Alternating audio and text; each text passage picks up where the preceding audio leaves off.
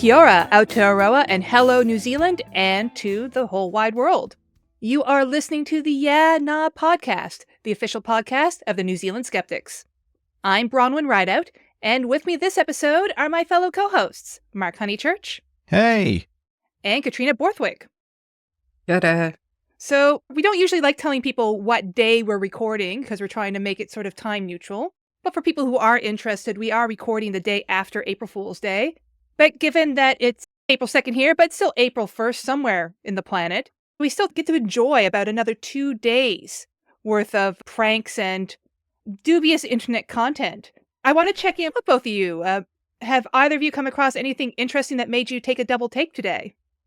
Yeah, I did have one, and my husband sent it to me. Some of the listeners might be familiar with a board game called Ticket to Ride. Apparently there is a Korean zombie game called Train to Busan, and yeah, this was not a real game. This is April Fool's joke. Train to Busan was a horror film.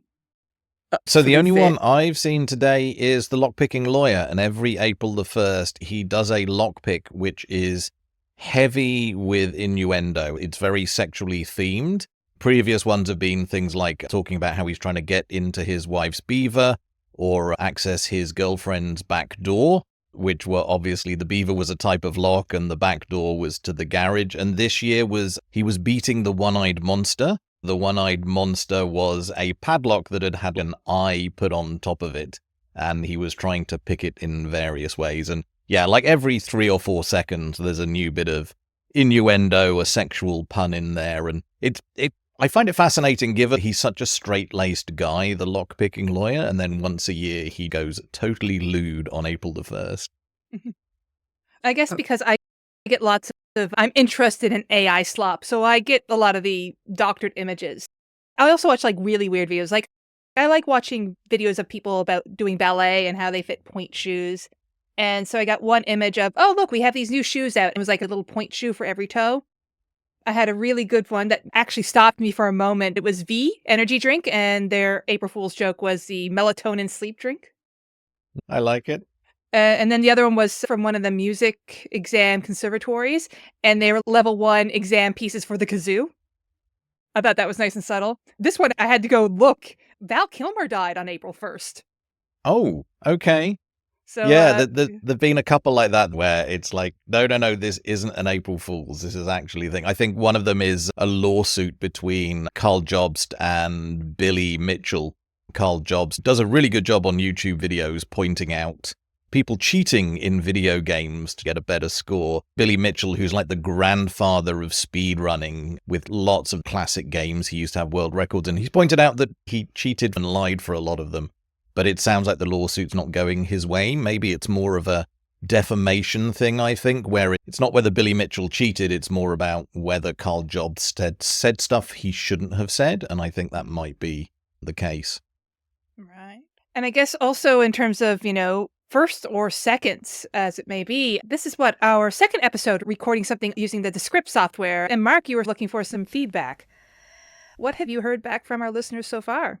Yeah, we've had a little bit of feedback. I want to talk more about it next time with Brad. He's still helping us with editing.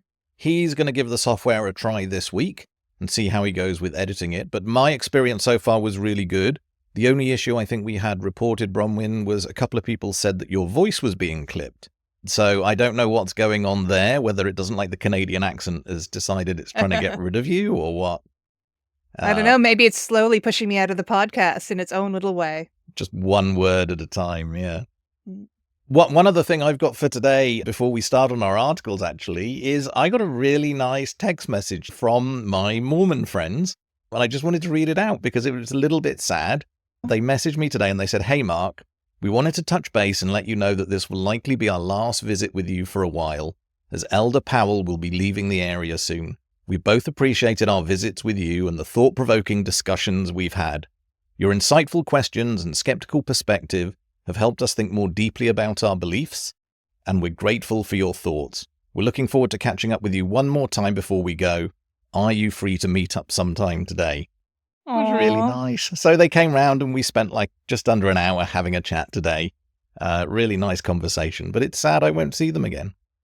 No, I think it seemed maybe a female couple and a male couple doing the rounds quite frequently in Taita. So I guess, yeah, it might be just time that they're doing that turnover.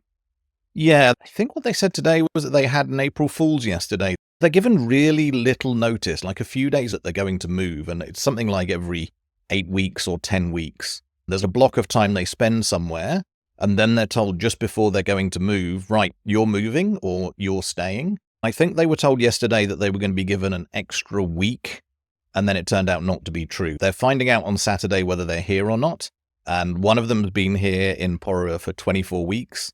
So he's pretty confident that it'll be his time to move on. I wondered, will they move him to another place in New Zealand or might they move him to another country? Because I thought, I remember when we went to the Hamilton Temple on their opening day, they had these videos and it kind of sounded like, when you got your mission assignment, you were going to one country. Yeah, I think it's one country. I've not heard of anyone doing more, possibly in COVID, because for a while it was really interesting that all the Mormons could only stay in their own country. So I had Mormons visiting who came from such faraway places as Hamilton. It was all a little bit boring that they were driving down the motorway for their mission. But I think for some of those where the world opened up again halfway through their mission, they were able to go somewhere else for the remainder of their mission. But yeah, normally I think they're given a country and they're there for the 18 months or 2 years. Hopefully the Mormons don't stay away from your doorstep for too long there, Mark. And you get a couple new interesting people that maybe you can try to, not quite Hugh Grant them, but, try to convert to the skeptical cause. Yeah, hopefully I don't go down the Hugh Grant route from that heretic movie. But given that my phone number's on a shared phone that they hand to the newbies, I'm hoping that the new people will reach out to me and ask if they can come round and have a chat. I think you're part of their training program now, Mark. I think I might be, and I don't think that's necessarily a bad thing. I really enjoy the conversations, and it's a mixture of me trying out different arguments for, why I don't believe there's a God, also asking them about why they have their beliefs, but also just the mechanics of being a Mormon. What is it like being a Mormon? What are the ins and outs? Today we had a conversation about the badge of honor that missionaries have when they complete a mission and go home. And one of the two elders today talked about how it's a badge of honor they use on the dating scene. When they get back having been on a mission, it makes dating a lot easier because you're seen as a desirable person within the church because you've done your service. You're a returning hero. But also, you are now home. You're not going to leave some girl for a couple of years. Yeah, you probably don't want to leave again for a long time, having spent 2 years away, I'd imagine. Okay. In this episode, we probably have a decent trio of segments this time around, don't we, Mark? I hope so. We've had some really good articles recently. Some newsletters, when I have them ready to go out, I'm really proud of the content we've put together and the content our contributors have put together. And certainly the one I got ready on Sunday night, really happy with it. Good, solid articles in there. And hopefully our readers enjoyed it as well. I thought you were also happy that it was probably one of the earliest newsletters you got completed. Yeah, it was, because often I'm up until 3 a.m. on Monday morning getting the newsletter ready to go out. This one I had ready by, I think, late afternoon. Then it turned out that I had to fix some problems on our website, and I was up until 3:30 a.m. working on our website rather than working on the newsletter. So if it's not one thing, it's another. Well, for people who are interested in this episode, Katrina, you're going to be kind of looking at an old favorite when it comes to podcast topics. And that is sovereign citizens. You've been able to compile quite a bit of information into one spot, and your focus is going to be looking at how sovereign citizens are really kind of clogging up and depleting the resources of our legal system, right? Yep. Going to have a bit of a deep dive into the frustrations there. Mm-hmm. And then, Mark, you're going to tell us what's been happening in terms of what? SEO hacking? Yeah, just some emails that the skeptics have been getting recently about search engine optimization, SEO, and trying to pull apart what's nonsense and what actually does make a difference and help your website when it comes to SEO. But before we get on to that, I think I'm going to be kind of bringing back another blast of skepticism past. I did not expect that I would be pulling up David Gorski's blog post from 20 years ago so soon after our episode about apple cider vinegar and Jessica Ainscough. But here we are. So about a week or so ago, about March 25th, 26, RFK, Robert F. Kennedy Jr., who is now in charge of health with the American government, announced that he had hired a man called David Geier to be a data analyst on a project reinvestigating the link between vaccines and autism. Boo, boo, hiss, boo, hiss. Some of the commentators have been saying that it's because Trump is interested in replicating these studies, but this is a study that's been replicated for over millions of individuals and in multiple countries. There is no link between autism and vaccines. But the name David Geier, for people who, again, were quite active maybe 20 years ago, and his father, Mark Geier, were big proponents of the connection between autism and thimerosal. Thimerosal is basically mercury, the use of mercury-based... Thimerosal? Is that how you pronounce it? Yeah, thimerosal, which is the use of mercury as a preservative within vaccines. And both of these men have been discredited over a decade ago. Particularly David Geier, he was presumed in many ways to be a doctor or completing medical school, but in fact, he has a bachelor's degree in biology. And potentially he had done some postgraduate courses in health, but he never finished a postgraduate degree. Basically, he'd been working for his father, Mark Geier, who was a medical doctor, who actually did have some bona fide experience with genetics and genetic engineering, but he had a PhD in genetics, but he was never a medical geneticist. Maybe the most official qualification he had was as a genetic counselor. So that just means that you are counseling people once they've received a particular diagnosis based on their genetics. You are not actually a medical geneticist. You're not doing that research. Nonetheless, that doesn't stop a lot of our scammers and questionable people. And together, they were running clinics, offering treatments to parents with autistic children. Particularly, again, they were using chelation, which is, a pseudoscientific treatment that tries to remove heavy metal toxicity because heavy metals are seen as a cause of so many neurodevelopmental conditions amongst our pseudoscientific sector. Yeah. And it's a real treatment, isn't it? Chelation is something that you do use when you're actually poisoned by heavy metals. It's chemicals that bond to the heavy metals and pull them out the body. It's just, in alternative medicine, it's used as a treatment that's totally unnecessary and expensive. But they try and prove to you that you've got heavy metal poisoning and then charge you an arm and a leg to get treated for it. Yep. And that's exactly what they were doing. But also, this father-son duo were using a Luperon. That was basically an equivalent to a chemical castration. So it's often used in the cases of pernicious puberty. So it is a medication. It is used in particular cases in real medicine. But basically, these two were prescribing these treatments to children with autism and other neurodevelopment, like ADHD and other similar conditions. And as you said, Mark, very, very expensive. Like a 1 month's treatment could be like anywhere between $12,000 and $25,000. You are requesting excessive blood tests in the first instance. I've had it. Oh. I've been on that drug. It wasn't for chemical castration purposes, but they put you on it if you're going to have surgery for endometriosis. It's brutal, but it is really expensive. You have to do like a special funding authority or something because they wouldn't even tell me the cost of how much it is. But that is commonly used. But you wouldn't want to give that stuff to just anyone. Like you literally have to go into a doctor to have it injected every time they give it to you. So it's not safe for people to be just randomly taking that. And they were prescribing it to children. That's really bad. Yeah. Like ivermectin and chloroquine and the other things that we've seen, where it's just a shot in the dark. It's like, I'm going to pick a random chemical, a random drug, and I'm going to start prescribing it for something that it's never been used for, and then I'm going to charge the earth for it. It seems like a formula that works in alternative medicine a lot. But, they did have to face some form of justice, so to speak. Several parents did report both of these gentlemen to the Maryland State Board of Physicians. It was revealed that David is not a doctor in any way, shape, or form, doesn't really have any sort of the appropriate qualifications, whereas his father was a doctor, but was not board certified as a geneticist or an epidemiologist, which he had been claiming.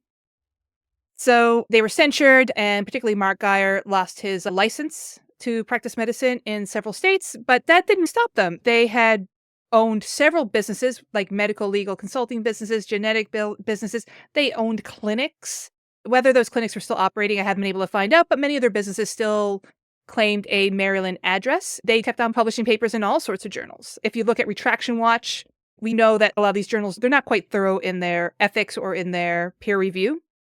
Mm-hmm. Also, the Geiers, rather than actually submit their own research to an independent institutional review board, they just created their own. That was basically stacked with all their friends and Mark Geier and Mark Geier's wife. And so lots of sympathetic figures. It sounds like the creationist tactic of doing a very similar thing. And they still publish to this day. So even after, what you would think as a massive reputational hit, they were still publishing. They've been publishing for, over the past decade. Mark Geier had only died 4 or 5 days before I wrote that article. So I think that hasn't quite hit the news just yet, with the exception of, say, the Children's Health Defense, people who are very much in the inner circle. So still very much active behind the scenes. And I guess that's the question I posed at the end of my article. Every time we have these situations where a scammer or pseudoscientist kind of goes to ground, how do we make sure they're still in the ground? Not in any literal ways, of course, I'm not recommending that, but how do we make sure that they are not still pumping out their pseudoscience and incorrect belief and their trashy science? Because both the Geiers, they have moved on to dentistry. They'll still write some stuff about autism, but now they're very interested in the idea of thimerosal in amalgam fillings and how that can contribute to autism. So now they're making noise in dentistry, and no one's calling them out on it. Yeah, I think you're right that so often, even after someone's discredited, even after it's been pointed out that they are fraudsters, they might lose some of their business, but they can keep going. Like Peter Popoff, who James Randi exposed in the 80s. Like, he was the guy that was using the radio earpiece to get his wife to read the prayer cards out, so it looked like God was messaging him, but it was his wife messaging him. He took a reputational hit, but he kept going. And even today, I believe he's still doing the Christian circuit. I think he's on Christian TV in the States, and he's selling oil that's ridiculously overpriced, and he'll mail it to you without you even asking and then demand a payment for it. He's making millions. I think him, his wife, and his kids are all on like $1 million a year plus salary, even though it was proven that he is a fraudster. Sometimes these people just don't go away. And I guess with this one, it's really disappointing that for David, it seems like he's in a higher position than he's ever been now, right? Working for RFK. I kind of wonder if maybe his dad hadn't died. It would be Mark Geier in that spot. I think the sly comments, either not Steve Novella and certainly Dave Gorski has made, is like, how many days away really are we before Andrew Wakefield gets an appointment in the Trump government? Oh, God. Oh, I hadn't even thought of that. I still can't get over him dating Elle Macpherson. But on the topic of businesses, Mark, somebody who we would not expect is trying to, join us in a partnership, so to speak? You want to tell us a little bit more? My article in this week's newsletter was just a really short one, and most of it was just emails back and forth between me and someone that had emailed about search engine optimization. The request was really simple. It's basically from a breathalyzer company in New Zealand. Maybe not in New Zealand so much. They say they're New Zealand owned and operated, but their sole director lives in Australia, so I am skeptical of that claim on their website. But yeah, I got an email from their copywriter, I think to admin@skeptics.nz, and they were just saying, hey, we see you've got this article on your website. It's similar to an article we have on our website. Why don't we link to each other's articles? Now, this, for the uninitiated, is a way to game the SEO system. Basically, when you can find a good ranking website and convince them to link to you, Google sees this and goes, oh, this website's being linked to by some really good websites that have useful information. This other website, if it's being linked to, must also be good. And so the ranking system that Google's used for many years is called PageRank, and your PageRank for that page will go up, and you will end up appearing higher in Google searches. Except that the article on their website was just a puff piece around the products they were trying to sell. It was like trying to explain why the products they sell would be needed, why they'd be good for companies to buy. And the article from our side was nothing to do with breathalyzers. It was a submission we put into one of the select committees a few years ago, one of the health bills that I think never eventuated. It's basically our submission to one of those. So I wrote back and I said, hey, that's really interesting, trying to feign like I actually cared. interested in looking into this further. Why do you think that the pages should link to each other? And their response was simply that there were a couple of keywords that were the same on both pages. And because of that, that's probably enough of a connection. But it absolutely wasn't. And I wrote back and explained that as skeptics, this is not the kind of thing we do. We're skeptical of this kind of thing. But it harked back to an article I wrote 4 weeks ago, which was from a different company which had emailed us asking if we would like to buy their SEO services from them. This was a company called Ziff Technologies, one of probably thousands online that's sending out emails every day. And this one was saying that we would need them for a few different reasons. So the first thing that we could buy from them that would help our website, and this wasn't even our main Skeptics website, by the way, this was a test website I'd built to see if I could upload all our articles somewhere and set up searching and things like that. It wasn't even a live website, but they were going to sell us premium backlinks. So this again is the page rank. They said they had a bunch of websites that had a high page ranking that they could link to our website. They then said they could give us SEO optimized content, which is just silly because our whole articles website that I'd been building is all about content. Like, we generate the content to pay a company to write skeptical articles for us when they're not skeptics and don't know how to do it properly. We just get trash with keywords in it. It would be horrific. I don't know. I'm kind of tempted. Like, would we want to pay and just say, look, do a sample article and see what you get?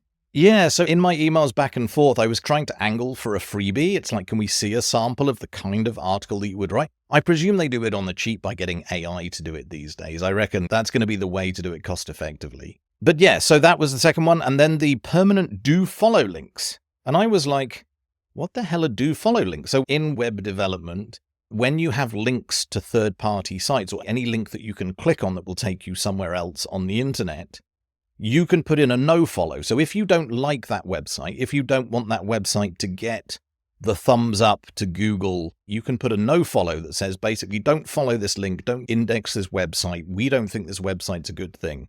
And there's a few different things you can drop into your website to do this kind of thing, but there's no such thing as a do follow. A do follow, as far as I can tell, is just not putting a no follow in a web link. So they were selling us something that doesn't exist.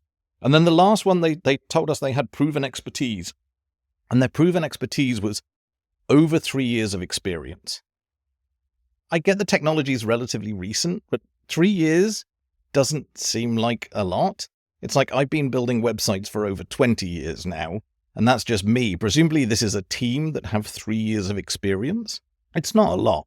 So I looked into that company a bit, having emailed back and forth, and they did not want to sell their service. Like, they were offering their service. They said, please buy our service. And every time I said, I'm interested, they sent me another spam email back again. Like, nothing actually responding to anything I'd asked, nothing resembling a, here's a contract, here's a price, anything like that. I just kept getting spammed by them, which was really weird.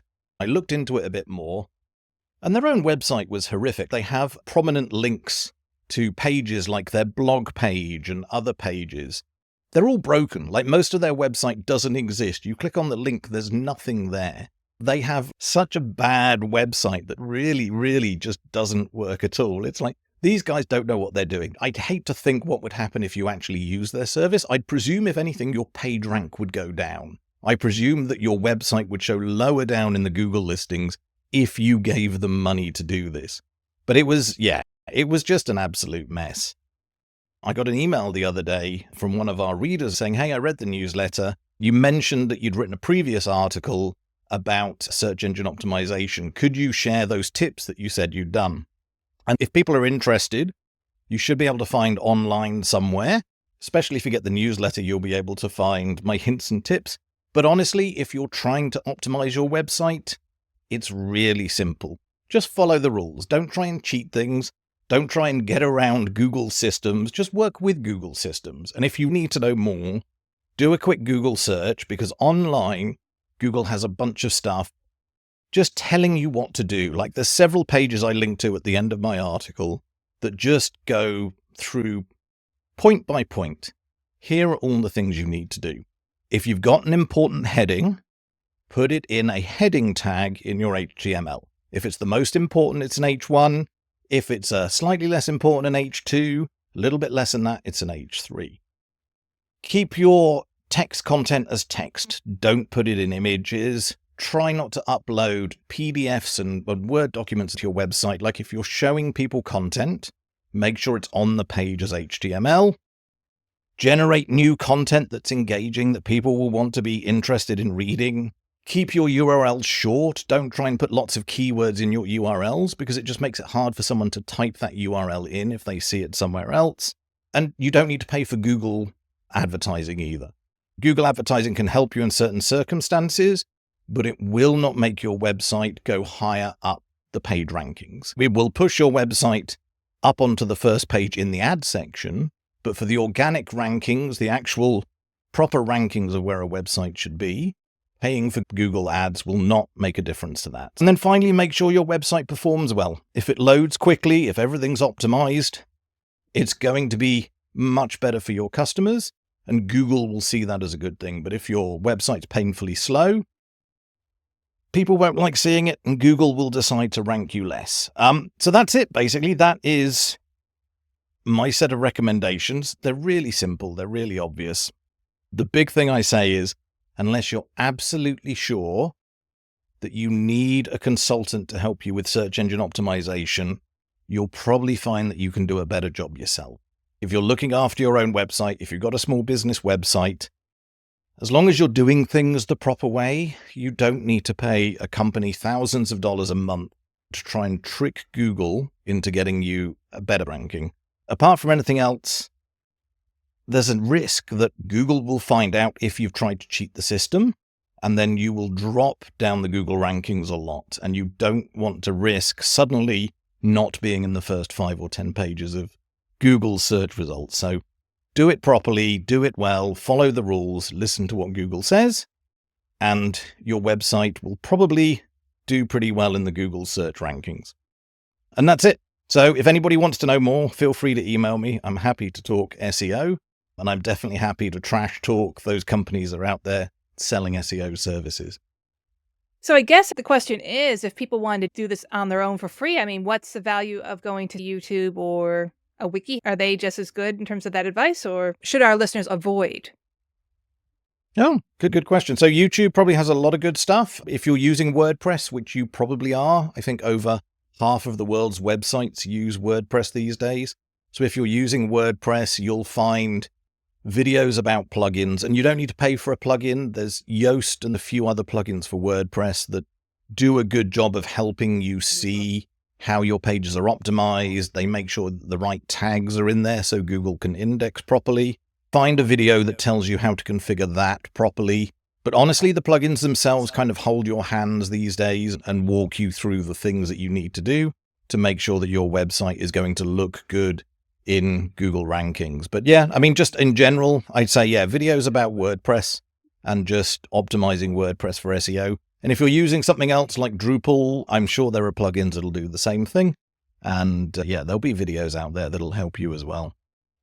Right. Hopefully that advice will keep many of our listeners from being at the bottom of the Google rankings. They won't be Google slop, hopefully. Now, our final segment for this episode, Katrina.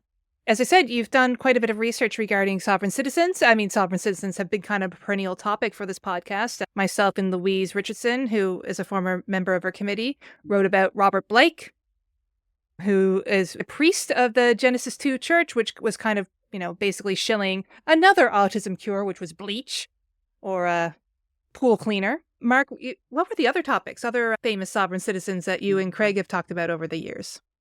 Oh, we've done a bunch of different things. The sheriffs and how they've been terrorizing justices of the peace. We've talked a little bit about that.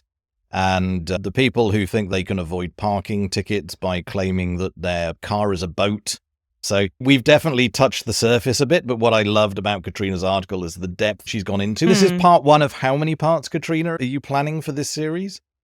I don't know. I will write them and find out. But I think there's probably at least another couple. I've done a bit of research and I got these notes, but having notes in an article different, the word count can change. So yeah, totally didn't intend to write a long article. I was looking for something easy, but then stumbled on the sovereign citizen thing, started to see some quotes from judges, which always catches my eye, and kind of in awe of these really patient, worded responses to absolute wackiness in court. And I find that kind of stuff quite amusing. I've got quite a dry sense of humour, and I started to sort of have a bit of a hunt around online and started to find some material around the councils, the police, the justice of peace, the judges, and their experiences in dealing with sovereign citizens. And then that kind of led me into digging to why sovereign citizens. I don't understand why these people are doing these things. So I dug down into that and started to get into the roots. So in this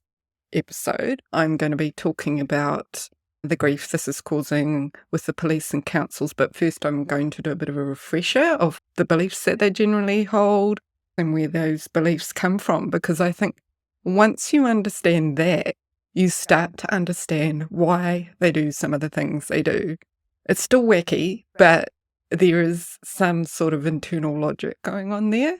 And it also gives you some tools in the toolkit to actually recognise when you might be seeing sovereign citizenship behaviours appearing, so that you can be alert to that and other things that might happen following that. So sovereign citizens, though, aren't an amorphous group. They're not a signal organised group. So you've got the full spectrum in there and people that have different kinds of beliefs within there. So I guess I'll just start with that caveat. And they do vary in how far they're willing to push the law. By far, most sovereign citizens are harmless, but there are some that have more extreme beliefs and that can lead into some very problematic behaviours. So some might just have bumper stickers and that's it. They might resist doing the census but in the end do it, that sort of stuff. Maybe write a grumpy Facebook post about having to do the census.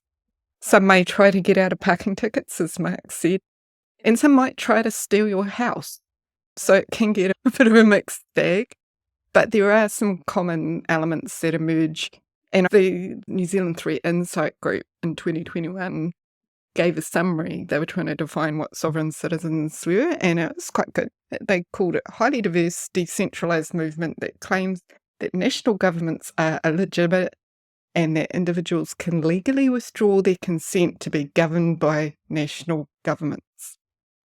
So really weird behaviours emerging from these people, and that's interesting. But I am intrigued about how this came about and why these people are doing what they do, and the legal gibberish that is underpinning all of this, which is being called pseudo-law. So this is stuff that could look legalish, but it's not law.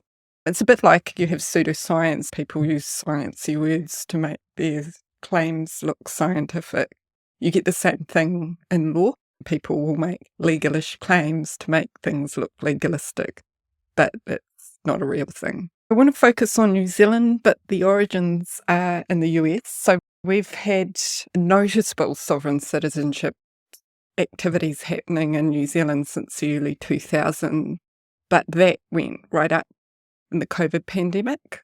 There is a handy quick guide from the UNC School of Government that summarised the origins of the sovereign citizens' legal arguments, and there's some links to that in my article. But they basically believe there are two kinds of citizens: the sovereign class of citizen, the original kind of citizen, and a second class of federal citizens created by the 14th Amendment. So the 14th Amendment is part of the US Constitution, and it dates back to the mid-1800s. And this addresses, citizenship, equal protection under the law and due process, so all those administrative things. What they are saying is sovereign citizens, so the original citizens, if you like, have full rights under the Constitution. But according to them, federal citizens have bargained away their rights by accepting benefits from the US government. In their opinion, governments established in the southern states of the US after the Civil War were put there without consent, and they're not lawful. So basically, by accepting the benefits of the government and becoming federal citizens, they've become under the pin of the federation, if you like, Whereas the original people, the settlers or whatever they want to call themselves, and sometimes they call themselves settlors, they're the original people, and these people have come in and made these laws. And if you follow them, you become part of the Borg, so to speak. Right. So the idea is, as a sovereign citizen, you're associating them with that previous class of people that aren't beholden to federal laws. That's right. So they spend a lot of time ensuring that they are denouncing federal citizenship. So you see all sorts of things like, I don't want an ID, I don't need a license, I don't want a postcode, I don't want to pay taxes, I don't want to do the census, that kind of stuff. And that's all about saying, I don't want to be a federal citizen, I want to be a sovereign citizen with all the rights that a sovereign citizen has. Added to this, there was an issue around the gold standard. So instead of cash, the value of things was backed up by gold, but that was taken away in the 1930s. And the sovereign citizen conspiracy theory is that instead of gold, the government substituted the future earnings of its own citizens as backing, as security against death. So they said, Katrina Borthwick's going to earn in her life $500,000 US, therefore we're going to use that as security against deaths somehow. For some reason, this creates two separate entities. So we've got the flesh and blood identity, which is the original sovereign citizen, and then you've got the corporate shell account or the straw man, which is the entity that's been created that is this future earning potential. So you've got two concepts going on, citizenship and fleshiness. So federal versus sovereign, original versus imposed and bureaucratic, and then you've got the flesh and blood person versus the account books person that's been created by this monetary account thing. So they're blurred together quite often, so people use those interchangeably. You might find the artificial person and the straw man are used interchangeably, and the flesh and blood identity and the real person or sovereign citizen, they're kind of fused together. So it all gets kind of muddled. And this is sometimes referred to as the straw man duality. Apparently, when they create these extra people, this amount sits in the US Treasury. If they think I'm going to earn $500,000 US in my lifetime, that money is sitting in the US Treasury. So that gives the government permission to print out that much money under your name? Yeah. Right. Guess what? I'm a sovereign citizen. I'm going to claim that for some reason, even though I totally disowned the corporate entity that created it. And from time to time, if I want to pay a debt, instead of using cash, what I can do is I can issue a bond from the US Treasury as payment for my debts. Okay. Which could be really disappointing if you happen to be the tradie that's done the work on their house, because it's not real money and there's nothing there. That's the background and where it comes from. So when you're thinking about these things and some of the behaviours that you're seeing, this is what explains it. They're trying to divorce themselves from federal citizenship, and they're trying to divorce themselves from being a corporate shell, account books kind of person. So some of the common ideas, we get the straw man, which happens in New Zealand. Sovereign citizens may claim that the law only applies to artificial persons, and so they've got a separate legal entity. So if you're a flesh and blood person, then the law doesn't apply to you. It only applies to these artificial persons. Those people are enslaved by the government. They also believe that everything's a contract. Citizens aren't bound by any of the laws or anything unless they actually consent and accept those. If you accept anything, you waive your rights and become an artificial person. There's a real resistance to even accept something like a postcode. So it might say, I am near postcode 1066. I've never heard of the postcode thing before, but the idea that in New Zealand there are these strawmen accounts or strawmen corporations where as soon as the government can get your signature, they can create the company, and from that point on, you've signed up to being a citizen. Generally, from what I was reading, it was a driver's license or a passport with the two forms of ID with your signature that allowed the government to do this. And so people were suggesting that you shouldn't get either of those. And if you had any of them, you had to write to the government and say, I don't want it anymore. Here's my driver's license. Please cancel it. Here's my passport. I don't want it. And the idea that once you could cancel that and unsignaturize the government and get rid of your signature, then they would have to close that corporate account that they'd opened in your name. Oh my goodness. I did actually look up whether you can renounce your citizenship. Well, you can if you don't have citizenship in another country. Yeah. It has to go through a process, which they probably wouldn't like. But yeah, if you were born in New Zealand, don't hold any citizenship in another country, you can't renounce your New Zealand citizenship. The other one, silence, means agreement. So they can basically make a claim, and if someone doesn't come back and say, no, that's wrong, you can't have that, then it stands. They sometimes create sworn documents claiming whatever they want. If nobody rebuts it, then that, according to them, has legal standing. They have things like affidavit of truth, for example, so they can just declare what they want. That's where the justices of peace can come in, because sometimes they're rocking up to these JPs with these documents for the JP to notarise. Yeah, and then strong-arming them into doing it.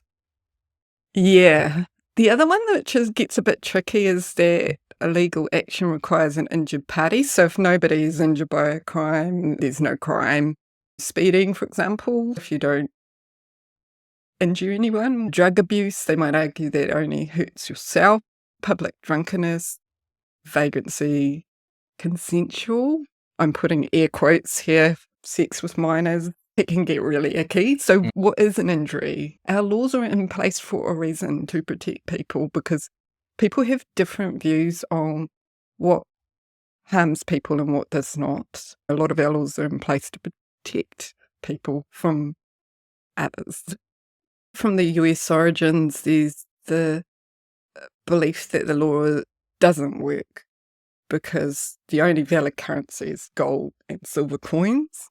That creates a problem if you're trying to get money off them, or Right. it's just like, how do you even do that? I don't even think people carry actual coins quite often now, currencies. Gold and silver coins, good luck. I don't know many pirates, so that's going to be pretty hard to get. Banking and taxation, so the idea that, I guess, we don't have it so much here because we don't have capital gains tax, but every time the idea comes up that it's forbidden by the Magna Carta, whenever it's proposed in New Zealand, or that there's no need for sovereign citizens to pay their mortgage because the Magna Carta guarantees their rights to their matrimonial home. The Magna Carta is not relevant in current law. It dates back to 1215, signed by King of England, and it's a historic document. So it basically says the king is subject to the rule of law as well, and it's trying to stop kings basically doing whatever they want, and that if they committed crimes, they would be punishable as well. It got no legal standing in New Zealand, and it was repealed a really, really long time ago and replaced with other laws that cover these things. So anyone quotes Magna Carta at you, that's not a thing. So what's the point? And this is where there's a really helpful slide deck on the internet, and this is a joint presentation made by the police and the Tasman District Council. It gives you a little bit of a window into what these very patient police officers and council officers are dealing with when they deal with some of these sovereign citizens.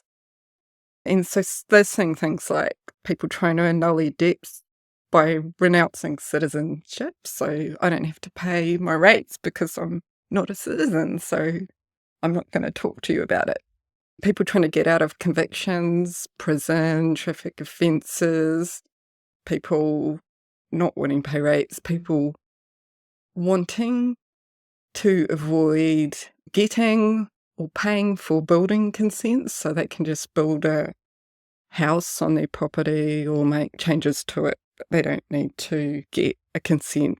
Yeah. Another couple that I've seen in New Zealand that are interesting is trying to avoid being beholden to Aranga Tamariki, the idea that the state might be trying to take your child away because you're abusive, but if you're a sovereign citizen, they have no right to do that.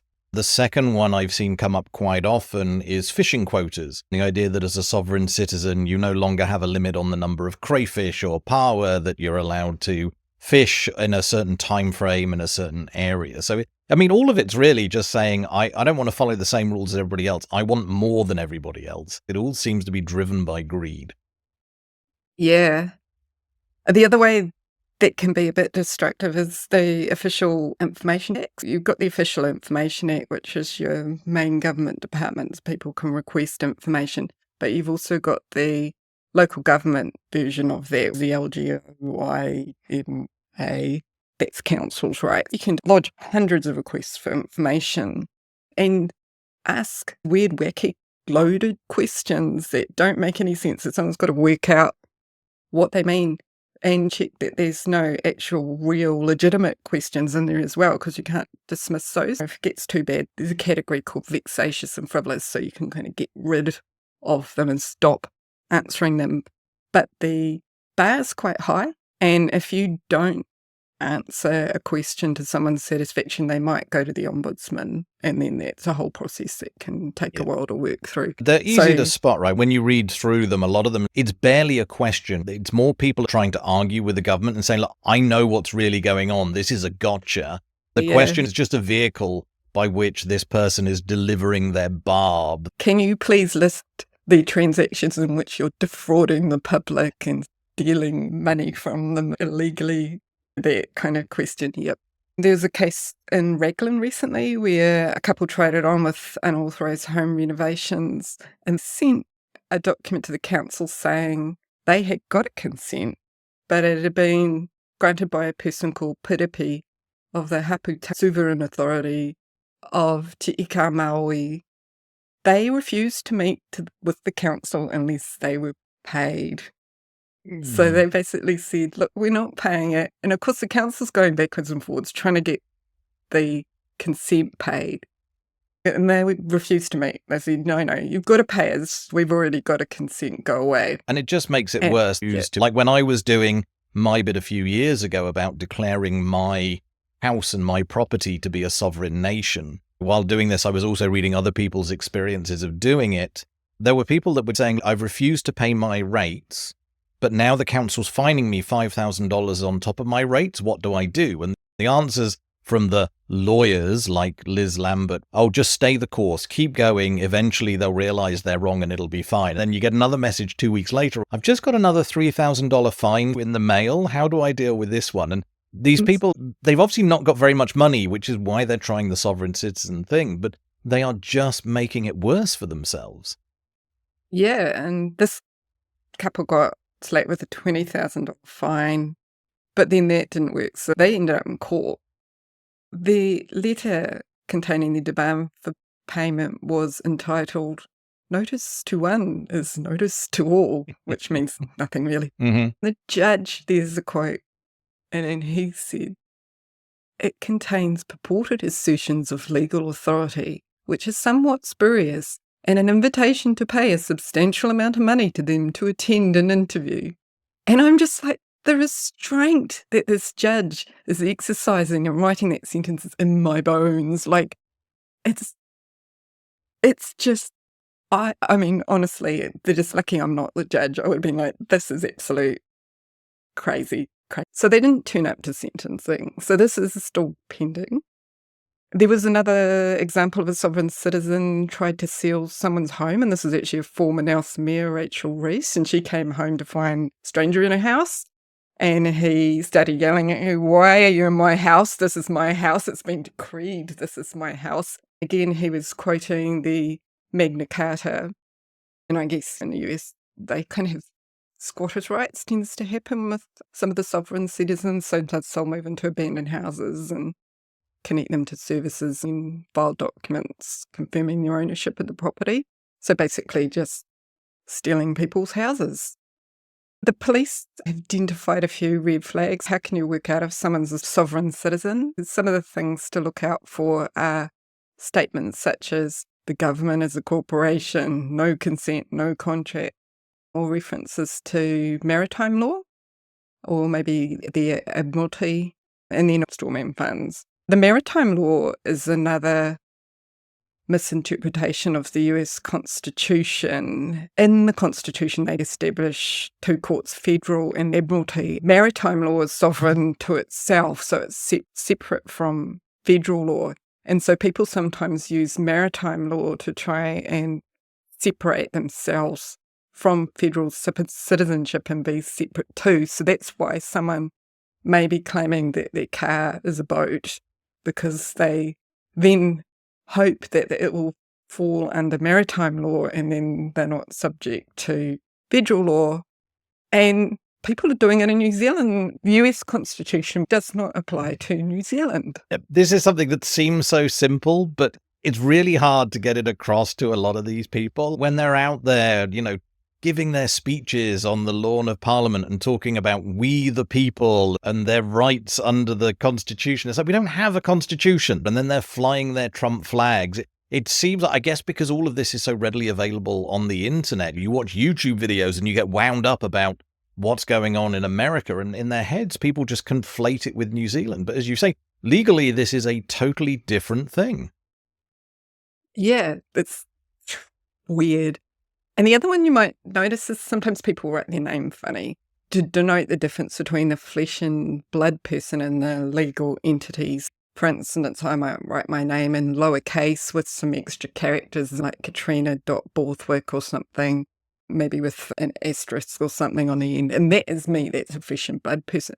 But when it's in capital letters, like in my passport, then that is the corporate entity.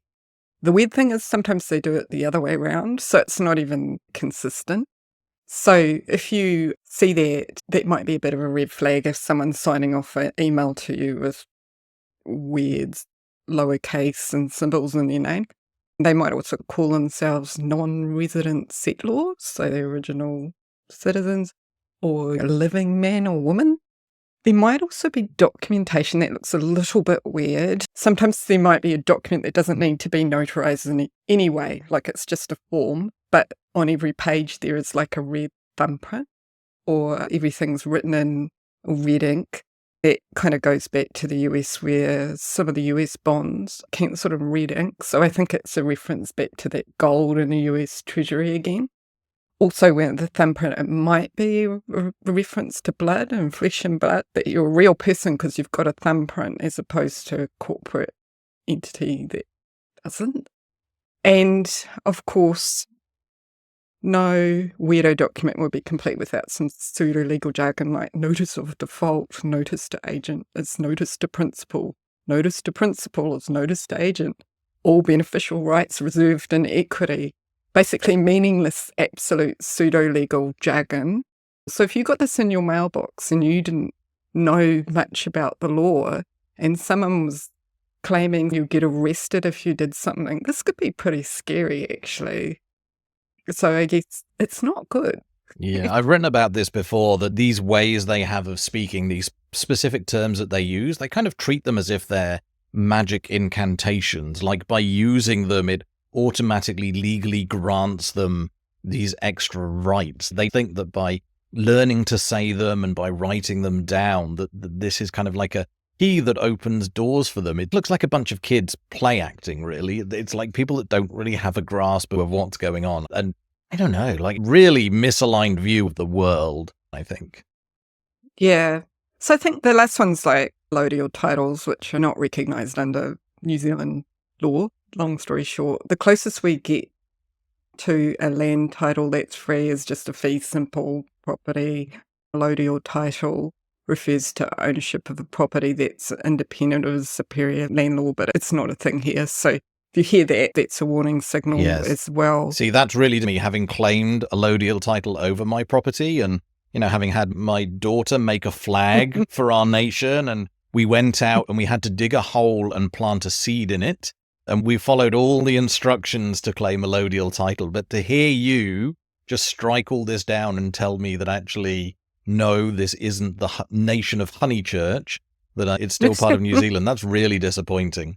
Did you do this before Google? I was following Liz Lambert, so one of the weird lawyers that became popular in COVID. So it was, nothing to do with Google. This was all Facebook based, but it was recent. I did chicken out at the point where I was meant to email the council and let them know that my property was a sovereign nation and that they could no longer charge me rates. I decided I wasn't going to push that far. I think you just sort of got a bunch of fines. The police are kind of dealing with things like fake IDs or Māori rangers, community law sheriffs. There's even some cars with proper branding on them, like the community sheriffs. Yeah, I looked into a group documents. who was selling the Māori Warden cards, and they were selling them for like $50, but then the claim was, actually, we're in the process of claiming our own nation, all based on this $50 investment that you made that could get you out of any parking tickets. But if you just hold on for a while, they will also become a new nation, and you will be able to get the passport that would allow you to travel without a New Zealand passport. So how did that work out for them? I haven't checked it for a while, but again, there were people messaging them back and saying, look, I've been trying this and it's not working. The police are having none of it. And it's like, I am not surprised at all. Yeah.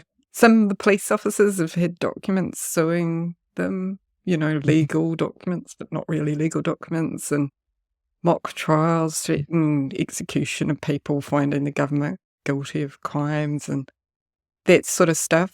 But generally they just try to not give them too much airspace, because that's what's being sought normally. I would see the more things are repeated, the more it feels like truth, even though it might be total garbage. So they're tending to give them low attention, low drama. And I think that's probably the right approach. Some of this is worth watching. Like I watched a video of an international court. I mean, it's a kangaroo court, but it was an international court of lawyers who were all into the sovereign citizen thing. But they included our local lawyer, Sue Gray, who was a part of it. This was early days of COVID. They were basically finding governments to have broken their law, and these governments were going to be fined millions of dollars. But it's play acting. It looks like a bunch of kids pretending like they are lawyers. It's really weird to watch. Yes, my next parts will have a look at these things. So I'm going to have a look at some of this stuff coming over the Justice's Peace Desk, some of those interesting documents, and some of the court dramas, including quotes from those long-suffering judges. So we've got that to look forward to. So that's a recap on sovereign citizens and what some of the police are getting. I'm going to move more into what's happening in the legal system in later episodes, so we can have a look at that. But it all flows from this weird internal logic which has led these people to this really strange space. I'm really hoping you find some quotes from judges where they're not being restrained, where they've just been pushed to their limits, and they start to speak a bit more plainly about how miffed they are and having their time wasted. There are some words. Nice. So, yes. Oh, good. So just before we say goodbye, it's time for our usual end of the podcast segment, Membership Corner. By the time this podcast does come out, it will be, one day past the 33rd anniversary of Isaac Asimov's death. So if you are wanting to celebrate the death of one of literature's best science fiction writers, why not celebrate it with the gift of skepticism? You can buy a membership for an individual, someone who really needs some critical thinking skills, or for your family. Mark, what are our membership fees? Our membership fees are $20, $40, $60. So if you are unwaged, $20 a year. Honestly, I think we should put our prices up like 10 times. I think people could afford 10 times what we charge, but it is $20 a year if you're unwaged. It's $40 a year if you're making a salary. If you're earning 80 or 100 grand a year, you have to pay $40 a year, like just a drop in the bucket there for a year's membership. And for an entire family, we charge $60. So, family can include dogs and cats, anything you happen to have at home, maybe little pet spiders. If you live alone but have a spider in the corner of the room, you are still welcome to give us a family membership for $60. So how many avocado on toast is there? Is it like 2 or 3? One. I think it's just one these days. One? Yeah. Oh my goodness. I'm out of Well, I date. mean, if you Okay. make it at home, it's going to be several. Okay. That's the life hack to get it cheaper, is not to go out and eat it. That- Where can people go to sign up for the Skeptics Mark? Skeptics.nz/join. Awesome. Now, of course, we have our usual retinue of skeptical activities across the country. The next Skeptics in Cyberspace will be at the end of the month on April 25th. That's a Friday. That will start at 6 p.m. on Zoom. We will be posting the links on both our meetup sites as well as our Facebook page. And on the topic of Facebook, we are still seeking volunteers who might be interested in helping moderate as well as reinvigorating the Skeptics Facebook group. So please get in touch at committee@skeptics.nz if you would like to take on that role. For the usual Skeptics in the Pub activities, the next one which will be in Wellington. That is April 18th. That will be at 6 p.m. at the Intercontinental Hotel. Then we have the next Auckland Skeptics in the Pub, always on the first Tuesday of the month. That's going to be May 6th, the Dice and Fork at 6:30 p.m. But if you're in the South Island, sorry, you're going to have to hang tight. No updates for Dunedin or Christchurch at this time. Now, of course, if maybe hanging out in the pub with some amazing skeptics for food and beverage is not to your liking or to your schedule, you might want to consider doing a bit of activism work. Mark, if they're in Wellington, what might they want to do on April 10th, on a Thursday? What they might want to do in April the 10th is turn up to the Skeptical Activism in the Pub meeting. Because you've officially changed the name. 2 minutes ago, I logged into Meetup and renamed our meetings from April 10th onwards. So it's less of a mouthful now. So it's not science-based healthcare activism in the pub. It's skeptical activism in the pub. And it better reflects the fact that we do a lot of healthcare stuff still, but we do other skeptical work. So if you have any bugbears, anything that you're annoyed about where you think you can make a complaint or do something, whatever it is that you want to do and you want help with doing it, come along to our brand new Skeptical Activism in the Pub event. And your first ASA complaint will earn you a free beer. And we would love to see you there for our inaugural rebranded event. Alrighty, well then that's it for this episode of the podcast. If you have any comments, questions, kudos, concerns, or queries, please email us at podcast@skeptics.nz, or if it's something specific to the newsletter, then of course the email will be newsletter@skeptics.nz. That's us for this fortnight. See you next time. You too. Bye.